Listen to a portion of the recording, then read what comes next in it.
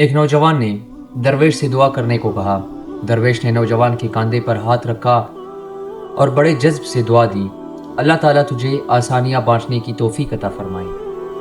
دعا لینے والے نے حیرت سے کہا، حضرت الحمدللہ ہم مال پاک کرنے کے لیے ہر سال وقت پر زکوٰۃ نکالتے ہیں، بلاؤں کو ٹالنے کے لیے حسب ضرورت صدقہ بھی دیتے ہیں، اس کے علاوہ ملازمین کی ضرورتوں کا بھی خیال رکھتے ہیں، ہمارے کام والی کا ایک بچہ ہے جس کی تعلیم کا خرچہ ہم نے اٹھا رکھا ہے، اللہ کی توفیق سے ہم تو کافی آسانیاں بانٹ چکے ہیں۔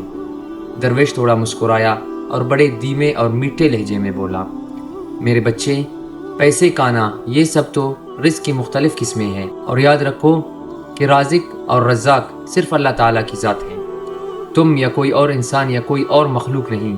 تم جو کر رہے ہو اگر یہ سب کرنا چھوڑ بھی دو تو اللہ تعالیٰ کی ذات یہ سب فقط ایک ساتھ میں سب کو عطا کر سکتی ہے۔ اگر تم یہ کر رہے ہو تو اپنے اشرف المخلوقات ہونے کی ذمہ داری ادا کر رہے ہو۔ درویش نے نرمی سے اس کا ہاتھ اپنے دونوں ہاتھوں میں لیا اور پھر بولا، میرے بچے آؤ میں تمہیں سمجھاؤں کہ آسانیاں بانٹنا کسے کہتے ہیں۔ کبھی کسی اداس اور مایوس انسان کے کندھے پر ہاتھ رکھ کر پیشانی پر کوئی شکل لائے بغیر 1 گھنٹہ اس کی لمبی اور بے مقصد بات سننا آسانی ہے۔ اپنی ضمانت پر کسی بیوہ کی جوان بیٹی کے رشتے کے لیے سنجیدگی سے تگ و دو کرنا آسانی ہے۔ صبح دفتر جاتے ہوئے اپنے بچوں کے ساتھ محلے کے کسی یتیم بچے کی اسکول لے جانے کی ذمہ داری لینا یہ آسانی ہے۔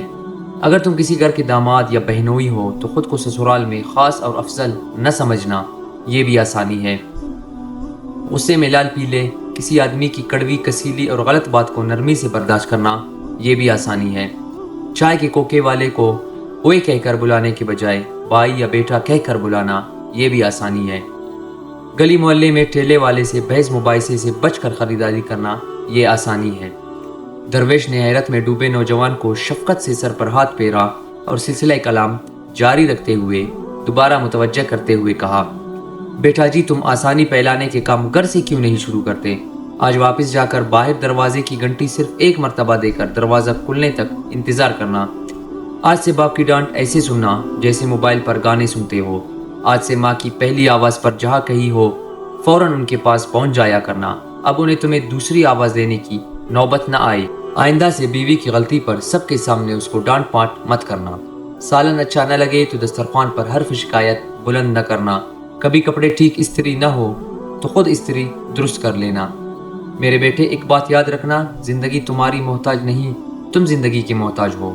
منزل کی فکر چھوڑو، اپنا اور دوسروں کا راستہ آسان بناؤ، انشاءاللہ تعالی منزل خود ہی مل جائے گی۔